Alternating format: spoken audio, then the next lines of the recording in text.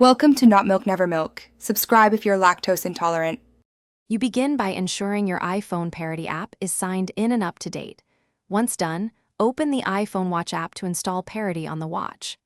Grant necessary permissions for notifications, motion, and Bluetooth. On the watch, tap the Parity icon to initiate pairing.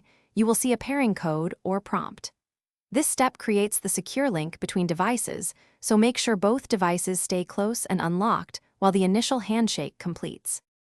Next, configure how Parity mirrors content and runs in the background. Open Parity settings on either device to pick sync frequency and which data types to mirror. Choose real-time only for critical alerts or background for continuous sync. This balances responsiveness versus battery life. Also enable or disable health and sensor sharing depending on privacy needs.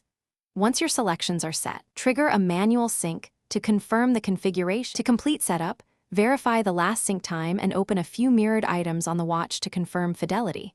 If content looks correct, you're done. If syncing stalls, first restart both devices and try repairing from the watch app. Make sure Bluetooth and Wi-Fi are active. If issues persist, clear Parity's cache or reinstall the app on both devices because corrupted local data is often the culprit. Remember to reapply your preferred settings after reinstalling.